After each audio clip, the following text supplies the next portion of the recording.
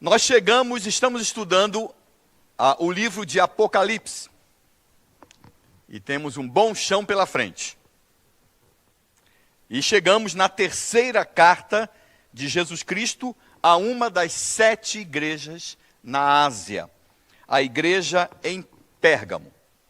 Uma carta singular que segue o padrão das demais, porém com algumas informações inquietantes, diferentes, como a de que ela se localiza onde se encontra o trono de Satanás.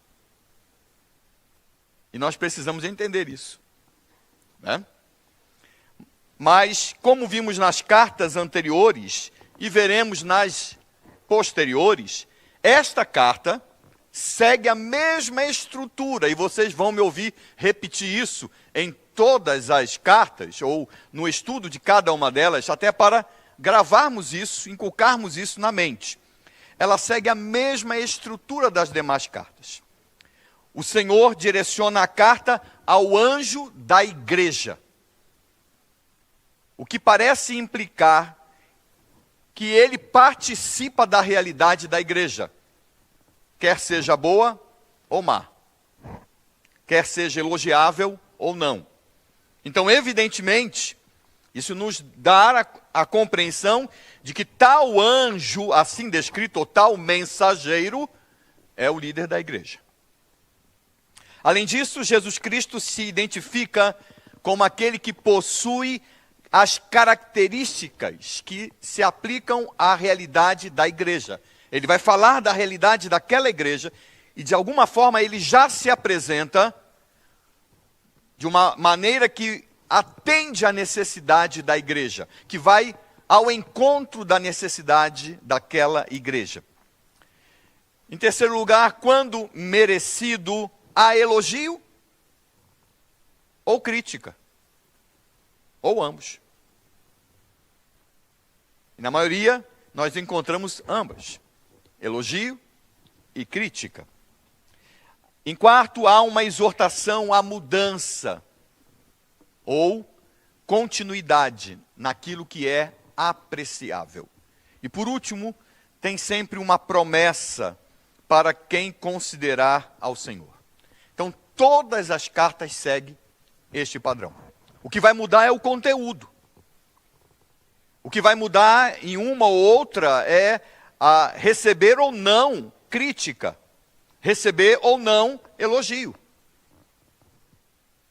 Mas todas as cartas seguem o mesmo padrão. Pois bem, a cidade de Pérgamo, deixa-me rapidamente colocar você dentro do contexto da cidade citada aqui, a igreja que ficava na cidade de Pérgamo. Ela servia como fortaleza, que dominava a região. Foi uma cidade proeminente antes da invasão pelos romanos, que transformaram Pérgamo numa capital. Pérgamo era conhecida como centro religioso, com templos, e preste bem atenção nisso, porque isso tem a ver com o conteúdo da carta. Ela era conhecida como um centro da religiosidade, com templos para Zeus, para Atena, para Dionísio, para Esculápio, nomes romanos de deuses. Esculápio, conhecido como deus da cura, atraía a atenção de inúmeras pessoas que sofriam de algum mal físico. E era atraído para aquela cidade. O símbolo de Esculápio era a cobra, que ainda hoje aparece nos brasões de médicos. Aí você entende por quê. Esse é o símbolo da medicina. Veja que tem uma raiz grega associada ao contexto romano, com continuidade no contexto do Império Romano. Depois da conquista de Pérgamo pelos romanos, eles construíram um templo, dedicando a Augusto e a Roma, e introduziram ali em Pérgamo o culto a César, o imperador. Então, o centro do culto ao imperador se encontrava naquela cidade, a partir daquela cidade. Esse culto que nós estudamos e vemos em várias fontes na história de Roma por tanto tempo, e que trouxe tanta dificuldade, especialmente para os cristãos, durante o início da igreja, a igreja primitiva. A palavra grega, soter, atribuída a Zeus e também a Esculápio, significa salvador. E para os cristãos que reconheciam Jesus Cristo como seu salvador, era ou seria impossível reconhecer esses deuses como seus salvadores. Mas eles eram chamados assim, identificados dessa forma e reconhecidos desta maneira pelos habitantes de Pérgamo e nas demais cidades a partir de Pérgamo. E os cristãos eram vistos com maus olhos, porque eles teriam dificuldade para reconhecer. Além disso, eles não poderiam expressar, os cristãos, em Pérgamo, o lema César é Senhor. Algo que foi estabelecido no Império Romano, no culto a César. Eles não poderiam fazê-lo, pois para eles o título era reservado exclusivamente para quem? Para quem? Para Jesus, o Senhor. Como nós cantamos hoje. E ao contrário dos muitos templos, nós temos ruínas desses templos, os cristãos não possuíam nenhum templo em Pérgamo. E diziam que sua comunhão e até mesmo seus corpos eram o templo do Espírito Santo. Então, em Pérgamo, os cristãos enfrentavam diariamente a pressão de uma sociedade pagã. Pérgamo era talvez um dos principais centros desta pressão sobre os cristãos.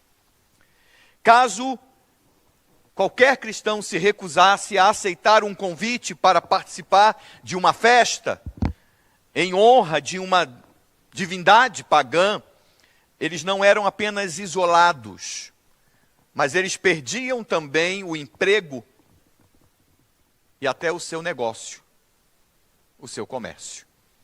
Perceba então que para os cristãos, a vida em Pérgamo era quase que insuportável, difícil, bem mais difícil do que em outras cidades, porque foi a partir dali que a ênfase na perseguição aos cristãos se deu.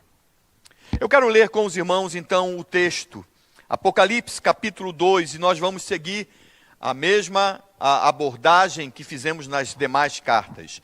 Apocalipse, capítulo 2, versos 12 a 17. Eu lerei o texto na minha versão e depois voltaremos aos versos. Diz assim: ao anjo da igreja em Pérgamo escreve: assim declara aquele que tem a espada de 2 gumes afiados. Conheço o lugar em que vives, onde se encontra o trono de Satanás. Apesar disso, permaneces fiel ao meu nome, e não renunciaste à tua fé em mim, nem mesmo quando Antipas, minha fiel e leal testemunha, foi morto nessa cidade onde Satanás habita. Tenho, contudo, contra ti algumas admoestações, porquanto tens contigo os que seguem a doutrina de Balaão, que ensinou Balaque a armar ciladas contra os filhos de Israel, induzindo-os a comer alimentos sacrificados a ídolos e a se entregarem à prática da prostituição. Além disso, tens também alguns que, semelhantemente, seguem a doutrina dos nicolaítas. Diante do exposto, arrepende-te. Caso contrário, logo virei contra ti, e contra eles pelejarei com a espada da minha boca. Quem tem ouvidos, compreenda o que o Espírito revela às igrejas. Ao vencedor proporcionarei do maná escondido, bem como lhe darei uma pedra branca, e sobre essa pedra branca estará gravado ou grafado um novo nome, o qual ninguém conhece, a não ser aquele que o recebe. Obrigado, Senhor, pela tua palavra e pela riqueza da tua palavra em todos os sentidos, até mesmo na beleza na qual ela foi escrita. Ajude-nos a continuar a adorar ao Senhor com toda a nossa atenção para o texto e nos dê coração, mente sensível ao Senhor, para que, ao compreender o ensino da tua palavra, isso faça sentido na nossa vida e apliquemos aos nossos dias. Em nome de Jesus. Amém. Muito bem, o que aprendemos? Carta à igreja em Pérgamo. O que aprendemos aqui? Primeiro, nós temos o elogio. Uma igreja fiel. Vai começar da mesma maneira que ele começa as outras cartas. E nesse caso ele vai elogiar a igreja. Conheço o lugar em que vives, onde se encontra o trono de Satanás. Apesar disso, permaneces fiel ao meu nome e não renunciaste à tua fé em mim, nem mesmo quando Antipas, minha leal testemunha, foi morto nessa cidade onde Satanás habita. Uma fidelidade medida em meio à oposição ferrenha. Pois, como expressa o texto, a sua localização tem a proximidade, de alguma forma, de Satanás. Que seja qual for a conclusão, nós concordaremos que não indica algo amigável e, portanto, algo agradável. Concordam comigo? Seja qual for a conclusão aqui do que significa a cidade onde Satanás habita, não pode ser algo bom. Não pode ser algo agradável para a igreja. Algo que vai deixar a igreja tranquila. Indica algo difícil pela frente. Qual é o significado do trono de Satanás? Deixe-me começar dando para vocês, objetivamente, citando aqui 5 das principais interpretações. Primeiro, Pérgamo era um centro da religião pagã. E alguns entendem que isso significa a cidade onde Satanás habita. Outra interpretação é que para um viajante que se aproximava da cidade pelo leste, a cidade lembrava a imagem de um trono. Outra interpretação é o altar de Zeus parecia ser um trono. Outra, Esculápio era identificado como uma cobra. E alguns fazem associação aí com o diabo, com o Satanás. E por último, Pérgamo era o centro do culto ao imperador.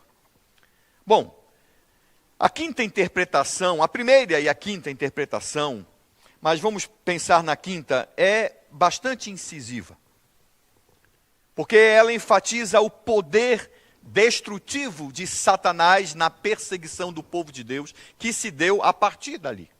E por todo o império. E nós sabemos o que aconteceu.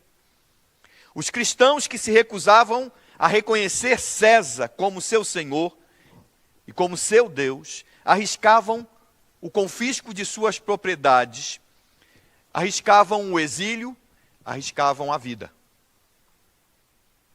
E se levarmos em conta que Antipas, citado no texto, foi morto, e que João foi exilado, o que escreve ou o que redigiu a carta, foi exilado por causa do testemunho de Jesus Cristo.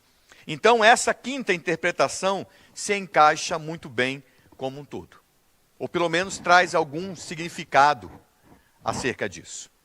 A questão é que as Escrituras, meu irmão, minha irmã, as Escrituras, partindo do texto para as Escrituras, não afirmam objetivamente que o diabo mora em algum lugar determinado. E deixa eu lhe dizer, nem no inferno. Porque essa é uma visão muito comum, não é? por aí. Será que é essa a visão que você tem? Eu li uma vez um livro chamado... É o tipo do livro que eu não gosto de falar nem o nome, para você não querer ir atrás, porque vai ser perda de tempo. Acho que eu já falei sobre esse livro aqui, se eu não estou enganado. Mas vou repetir. Eu li um livro chamado A Divina Revelação do Inferno. E a autora dizia que recebeu o Senhor em sonho, e que o Senhor a levou ao inferno, para que ela visse e trouxesse informações e escrevesse para a igreja. Na ideia dela, é como se ela completasse a revelação divina, completasse as escrituras. E então, a visão dela, e eu parei a minha leitura aí, é que ela então chegou no inferno e lá estava o trono de Satanás e ele estava reinando com o seu garfão. O inferno não foi preparado para o diabo reinar. À luz das Escrituras, ele foi preparado para o juízo de Deus sobre o diabo e seus anjos, não como o reino de Satanás. Se tem um lugar onde ele não quer ir, é o inferno, porque irá para ser julgado. Então não é o reino de Satanás, ok? Então a Bíblia não diz, objetivamente, não apresenta nenhum lugar específico, exclusivo, onde o diabo ou Satanás habita, mas sim que sua presença e atuação é voltada para este mundo. Ele não é onipresente, quer dizer, ele está em um lugar de cada vez, mas ele atua presencialmente, conforme seus planos, usando os seus anjos. Vejam exemplos de como ele é descrito a sua morada nas Escrituras. E eu trouxe 3 textos só para sermos recordados disso. O primeiro: certo dia os anjos vieram apresentar-se ao Senhor e Satanás também veio com eles. O Senhor disse a Satanás: de onde você veio? Satanás respondeu ao Senhor: de perambular pela terra e andar por ela. Jó, capítulo 1, versos 6 e 7. 1 Pedro 5,8. Sejam sóbrios e vigiem. O diabo, o inimigo de vocês, anda ao redor como leão, rugindo e procurando a quem possa devorar. E de uma forma diferente, Efésios 6, 11 e 12. Vistam toda a armadura de Deus para poderem ficar firmes contra as ciladas do diabo, pois a nossa luta não é contra pessoas, mas contra os poderes e autoridades, contra os dominadores deste mundo de trevas, contra as forças espirituais do mal nas regiões celestiais. É assim que a Bíblia o descreve. Nada impediria, ouça o que eu vou lhe dizer, nada impediria que sua presença, a presença real ali de Satanás, se desse em Pérgamo, por determinado tempo ou em tempos pontuais, conforme o seu plano. Nada impediria isso. Mas certamente a cidade não fora e nem é sua morada exclusiva. Então não é a ideia de Jesus, não parece ser a ideia de Jesus Cristo, à luz do texto e à luz de toda a Escritura, que Satanás especificamente, exclusivamente, mora em Pérgamo. Mas que ele atuava objetivamente naquela cidade e a partir daquela cidade. Sendo assim, os cristãos em Pérgamo, olha que coisa, moravam em uma cidade em que a atuação de Satanás fora particularmente identificada, o que faria da presença do mal algo constante e intenso naquela cidade. Mas Jesus disse aos discípulos que eles estavam no mundo, mas que eles não eram do mundo. Vamos lembrar? João 17, está aí, 14 a 18. Deles a tua palavra e o mundo os odiou, pois eles não são do mundo, como eu também não sou. Não rogo que os tires do mundo, mas que os protejas do maligno. Olha que coisa.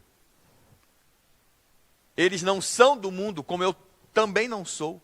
Santifica-os na verdade, a tua palavra é a verdade, assim como me enviaste ao mundo, eu os enviei ao mundo. Segundo Jesus Cristo, não haveria lugar neste mundo isento da ação maligna, o que não seria um impeditivo de viver e de levar a mensagem do Evangelho.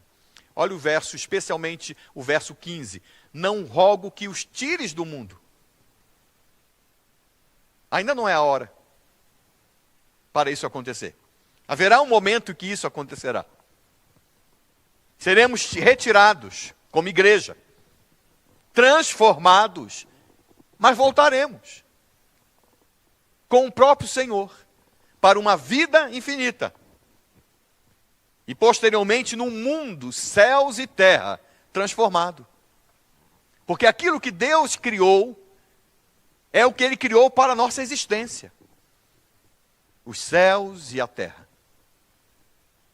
Mas ainda não é a hora de sermos retirados do mundo. Então, pensando neste período, pensando no tempo em que a igreja, os discípulos e a própria igreja viveria aqui, sem o retorno ainda, no aguardo do retorno de Jesus Cristo, o Senhor disse, não peço que você tire eles do mundo, que os isole do convívio, mas que os proteja do maligno.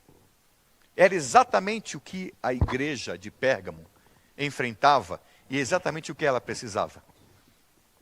Da proteção do Senhor sobre a atuação de Satanás e dos seus. E ela estava vivendo esta realidade. Olha o que diz João 16, verso 33, palavras de Jesus. Eu lhes disse essas coisas, para que em mim vocês tenham paz. Neste mundo, vocês terão aflições. Contudo, tenham ânimo, porque eu venci o mundo.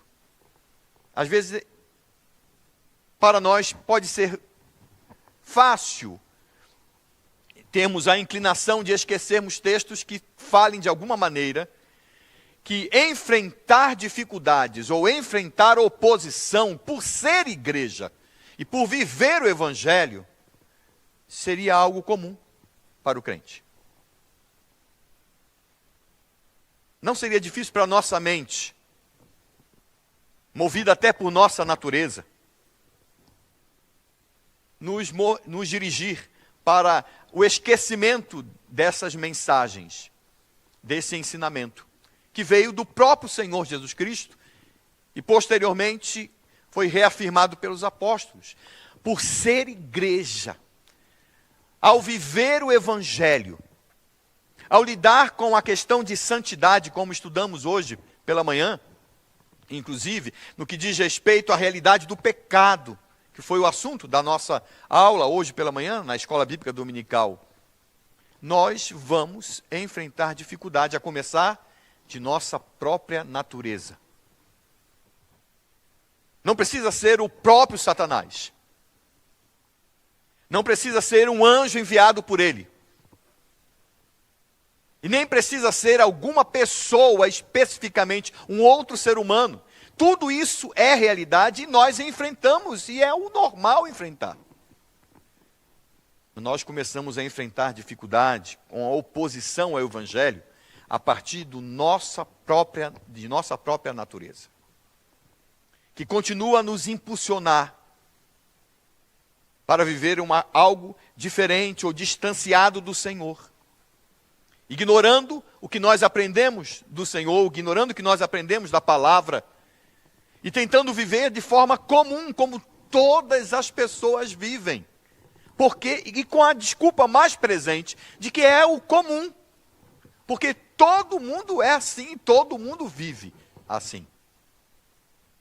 Mas além dessa própria realidade que nós temos em nossa casa, em nossa vida, em nossa realidade, tendo que enfrentar essa oposição de nossa natureza, nós ainda temos outros meios de oposição.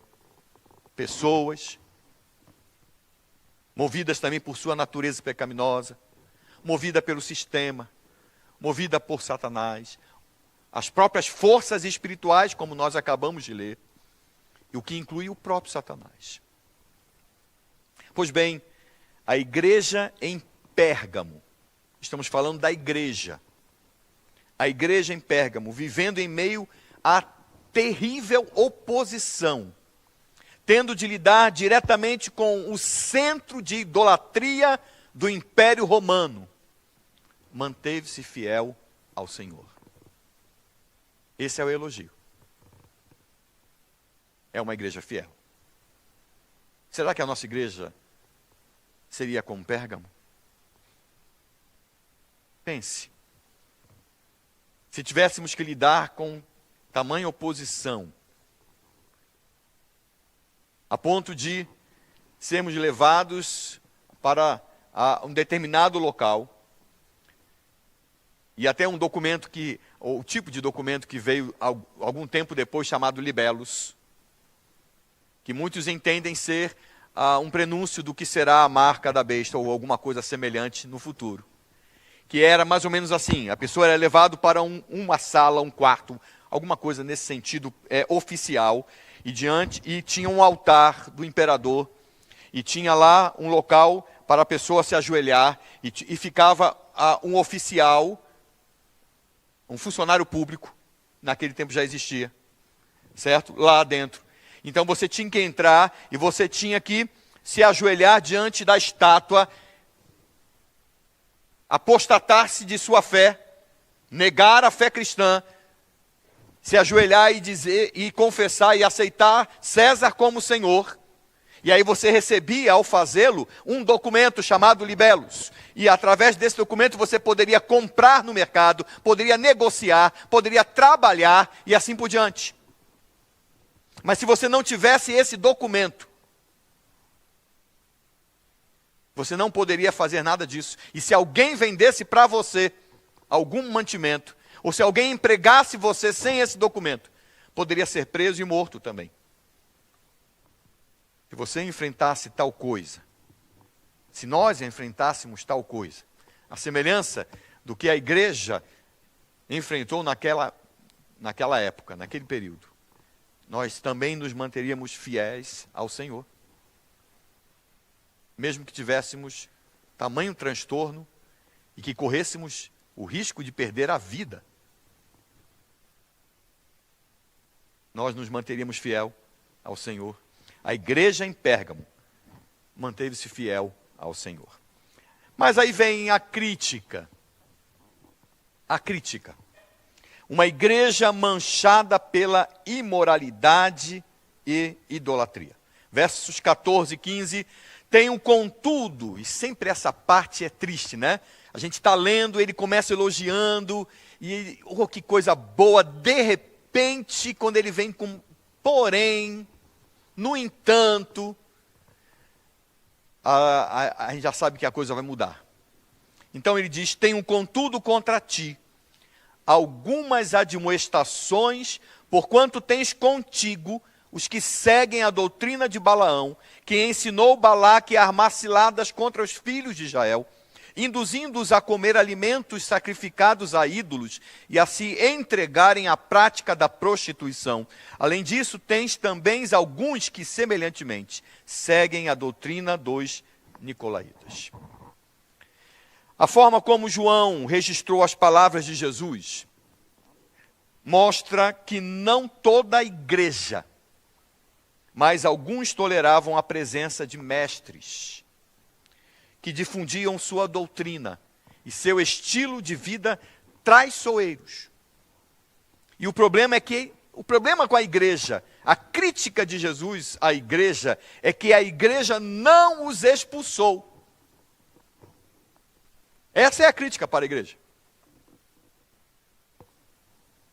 A influência deles poderia e estava se espalhando como um câncer no corpo.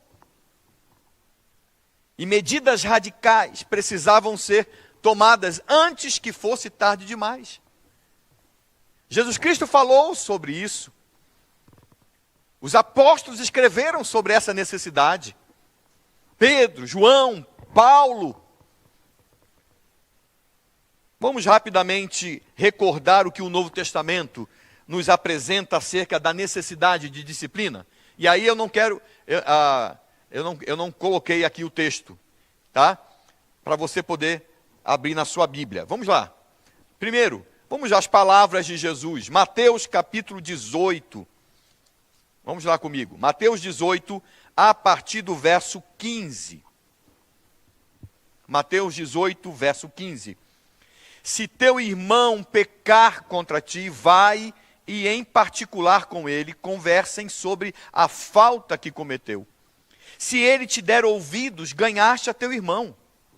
Porém, se ele não te der atenção, leva contigo mais uma ou duas pessoas, para que pelo depoimento de 2 ou 3 testemunhas, qualquer acusação seja confirmada. Contudo, se ele se recusar a considerá-los, dizei-o à igreja. Então, se ele se negar também a ouvir a igreja, trata-o como pagão ou publicano. Com toda certeza vos asseguro que tudo que ligardes na terra terá sido ligado no céu, e tudo que desligardes na terra terá sido desligado nos céus. Aqui está o papel representativo da igreja. Jesus Cristo falou isso no capítulo 16 de Mateus para Pedro e os seus discípulos, olhando para frente, olhando para a realidade da igreja. E aqui no capítulo 18 ele voltou a expressar isso. Tudo que vocês desligarem na terra, já terá sido desligado nos céus, e tudo que vocês ligarem na terra, já terá sido ligado nos céus. Então, a igreja teria o papel de não só representar, mas de expressar a vontade de Deus. Ela teria que ser fiel ao Senhor, para poder compreender, viver e expressar essa vontade do Senhor para as pessoas, a partir dela. Agora veja o que Paulo escreveu, e eu vou aqui fazer um recorte em 3 textos. Primeiro, Romanos capítulo 16, somente 2 versos. Romanos 16, versos 17 e 18, diz assim: rogo-vos, queridos irmãos, que tomem cuidado com aqueles que causam divisões e levantam obstáculos à doutrina que aprendestes. Afastai-vos deles, porquanto essas pessoas não estão servindo a Cristo nosso Senhor, mas sim a seus próprios desejos, mediante palavras suaves e bajulação, enganam o coração dos incautos. Você vai perceber que a partir da palavra de Jesus Cristo, nós temos um segmento no Novo Testamento que apresenta a necessidade de disciplina manifestada na igreja. A disciplina não é da igreja, a disciplina é de Jesus Cristo. A igreja tem a responsabilidade de manifestar a disciplina de Jesus Cristo, segundo o seu evangelho. Então ela não pode fazer a revelia do texto, movida por seus próprios sentimentos e desejos. Ela tem que embasar a disciplina no texto, porque é no evangelho, é na vontade do Senhor.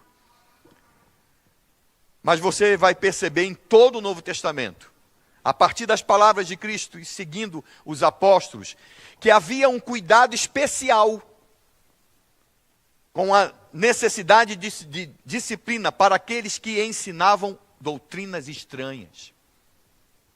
E nesse caso, a orientação era sempre a mesma: afastem-se deles, ou afastem eles do corpo. Veja outro texto, 2 Tessalonicenses, e aqui tem vários versos, mas eu vou ler somente um. 2 Tessalonicenses, capítulo 3, verso 6. Paulo disse assim: caros irmãos, em nome do nosso Senhor Jesus Cristo, perceba, é sempre em nome de Jesus Cristo, ordenamos que vos afasteis de todo irmão que vive sem trabalhar e, portanto, não de acordo com a tradição que recebestes de nós. Ele vai reforçar isso no final da carta. Se tem alguém que vive, que prolifera outro tipo de tradição, outro tipo de ensino, outro corpo de ensino, Se afastem deste, e afastem este do corpo, para que todo o corpo não seja contaminado. Por último, Tito, capítulo 3, vou ler versos 9 a 11. Tito 3, 9 a 11. Evita, no entanto, todo tipo de questões tolas, genealogias, discórdias e discussões inúteis a respeito da lei, porquanto essas contendas são vazias e sem valor. Quanto àquele que provoca divisões, adverte-o uma primeira e ainda uma segunda vez. Depois disso, rejeitai-o. Tu sabes que tal pessoa está pervertida, vive na prática do pecado e por si mesma está contaminada. Percebe o que o Novo Testamento fala acerca de ensino errado, doutrina estranha? Qual é a ordem? Afaste. Na carta de Jesus Cristo, em Apocalipse, os erros são identificados como doutrina de Balaão e doutrina dos nicolaítas. Ambos apresentam uma motivação semelhante e provavelmente por isso são citados paralelamente. Os ensinamentos de Balaão não eram tanto uma doutrina, mas uma prática. Ceder à imoralidade sexual com as mulheres moabitas, isso lá no contexto de Balaão. Comer dos alimentos oferecidos aos ídolos e adorar esses ídolos. Isso está, não vamos ler o texto, mas isso está lá em Números capítulo 25. Essa era a pedra de tropeço, que lá no texto, Balaque, seguindo o conselho de Balaão, colocou aos pés do povo de Israel, para que o povo de Israel tropeçasse e caísse em pecado. Os israelitas foram convidados a participar dos ritos de fertilidade do povo moabita, cujas mulheres seduziram os homens israelitas à imoralidade. Então, as intenções de Balaão e dos nicolaítas são idênticas. Balaão pretendia vencer os israelitas por meio de um estilo de vida enganoso. Olha que nós aprendemos. E os nicolaítas se infiltraram na igreja com ensinamentos e práticas enganosas. Nós não sabemos exatamente qual foi a influência dos nicolaítas na igreja. Mas sabemos que a igreja, esta igreja, não tinha um senso e uma ação de disciplina forte. E permitia a presença desses adversários em seu meio, o que prejudicava o desenvolvimento da igreja. Essa é a crítica de Jesus Cristo. Eles toleravam, eram fiéis ao Senhor, mas toleravam a infidelidade. Que coisa esquisita. Que coisa estranha. Toleravam alguns que ensinavam ou que moviam e incentivavam a prática da imoralidade no meio da igreja. E o Senhor então os critica por causa disso. Qual é a exortação de Jesus Cristo? Verso 16. Busque o arrependimento. Diz assim o verso 16: diante do exposto, arrepende-te. Caso contrário, logo virei contra ti e contra eles. Eles quem?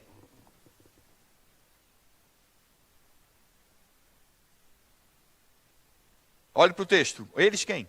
Virei contra ti. Contra ti, a igreja. E pelejarei contra eles. Os nicolaítas.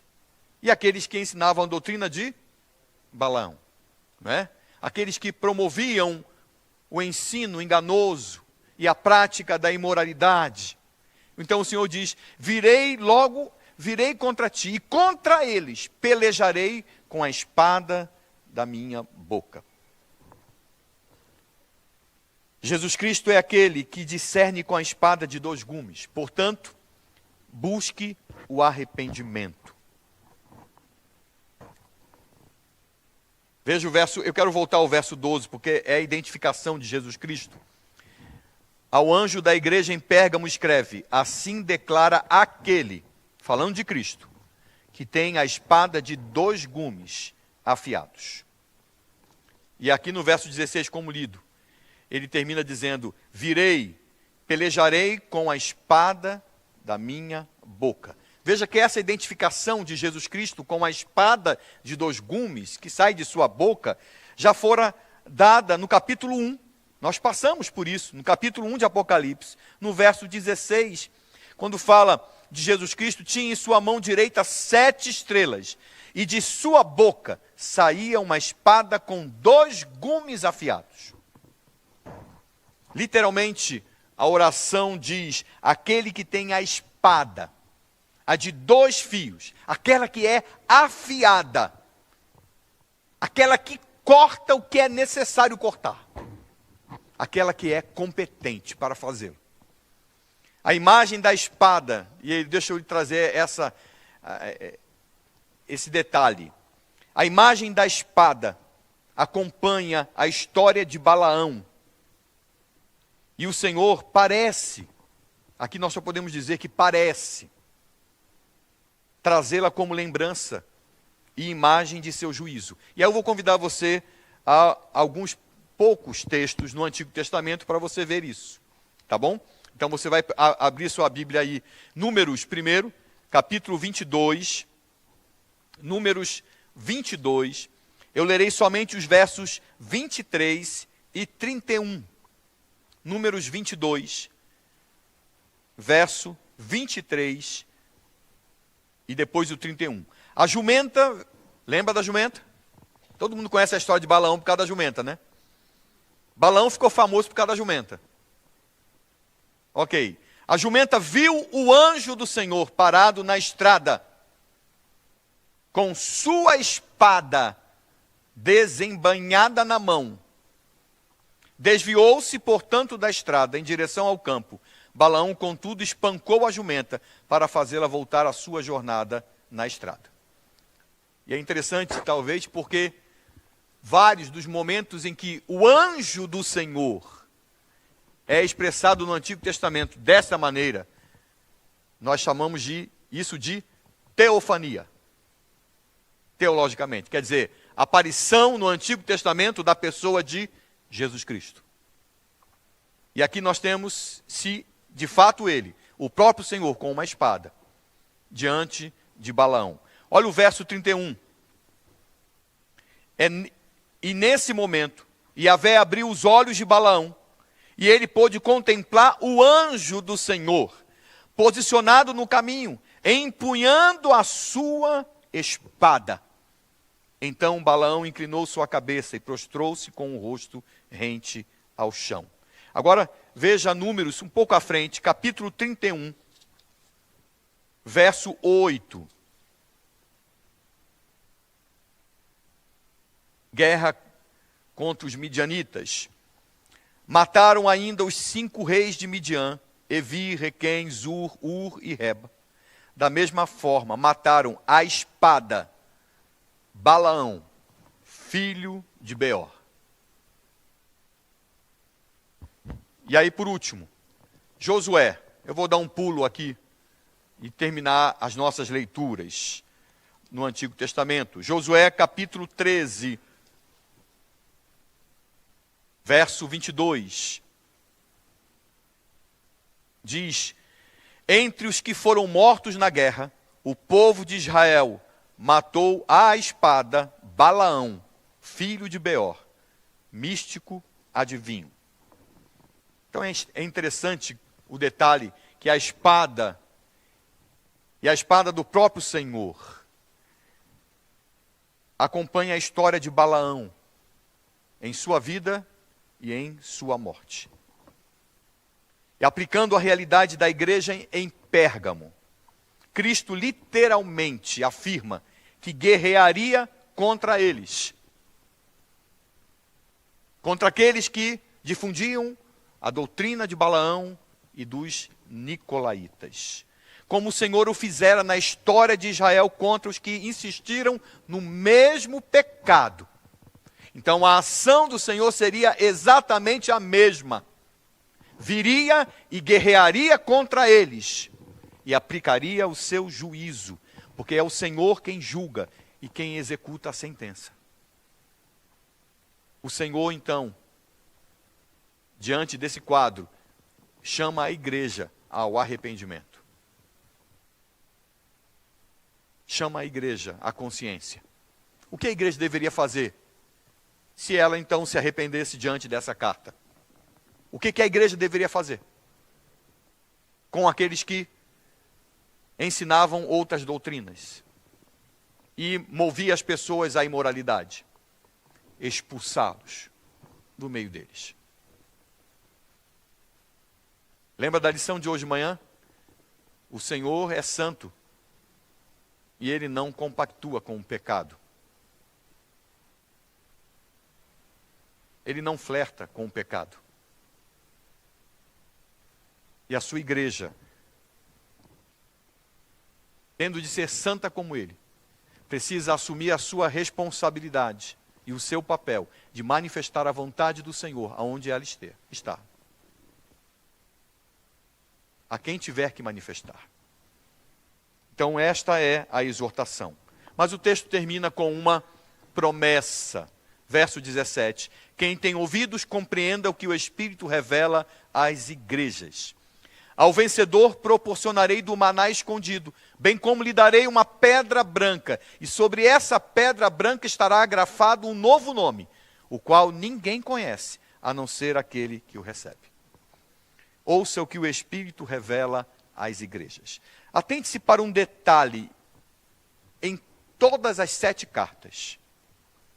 As cartas são concluídas com uma promessa, e essas são sempre direcionadas às igrejas, não somente à igreja destinada. Todas elas começam com uma mensagem direta para uma igreja. A igreja em Éfeso, a igreja em Sardes, em Esmirna, a igreja em Pérgamo, a igreja, e assim por diante. E aí ele fala da realidade daquela igreja. Mas quando ele termina a carta, em todas as 7 cartas, e ele então apresenta a promessa, ele fala às igrejas. Isso parece inclinar que tais promessas são ampliadas a nós também. Então, depois da repetição da exortação para ouvir o que o Espírito diz às igrejas, ao vencedor é feita a promessa de que receberá do maná escondido e também receberá uma pedra branca. O que significa? Bom, durante 40 anos, o maná foi o alimento de Israel no deserto. Até o momento em que o povo atravessou o rio Jordão e entrou em Canaã. Deus então instruiu Moisés a colocar um jarro de maná dentro da arca da aliança, escondendo assim da vista das pessoas.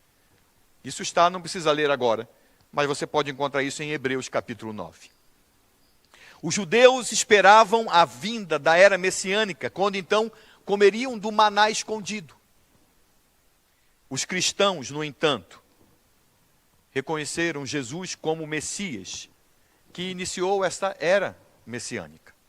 E desde a vinda de Jesus, seus seguidores têm comido do maná escondido e desfrutado de suas bênçãos. Jesus chamou a si mesmo de pão da vida e o contrastou com o maná que os israelitas comeram no deserto. Veja João, o Evangelho de João, o mesmo que escreveu aqui o livro de Apocalipse, João capítulo 6, vamos ler alguns poucos versos, João capítulo 6, verso 47 a 50, diz assim: em verdade vos asseguro, aquele que crê em mim tem a vida eterna, eu sou o pão da vida.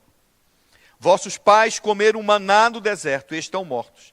Este é o pão que desce do céu, para que todo que dele comer não morra Eu sou o pão vivo que desceu do céu. Esse pão que fornece vida é o alimento espiritual dos cristãos e o maná escondido. Ele está escondido dos olhos dos ímpios, mas está à disposição de todos que depositam fé em Jesus Cristo. Então esse é o maná. E o Senhor Jesus nos ajudou a interpretá-lo. Agora, o significado da pedra branca, para a sua decepção, continua um mistério. Muitas ideias, algumas por demais criativas, mas muito distantes de um embasamento bíblico. O que o texto objetivamente apresenta é a promessa de uma identificação particular com o próprio Senhor Jesus Cristo. É disso que o texto está falando. Eu não preciso descobrir a amarração ou a identidade exata onde se encaixa a pedra, a tal pedrinha branca, e até não me entregar a curiosidade para saber o que foi escrito nela. Porque o texto já diz que ninguém vai saber, a não ser a própria pessoa. Mas o texto mostra que, através dessa figura, que é aquele que chegar diante do Senhor, o vencedor, ou aquele que passar por tudo isso e manter-se fiel ao Senhor, será identificado ou receberá uma identificação exclusiva do próprio Senhor Jesus Cristo. O que para mim já se mostra glorioso e, portanto, mais do que suficiente. O vencedor receberá uma identificação do próprio Senhor Jesus, que revelará intimidade e uma nova vida. Isso é suficiente para você?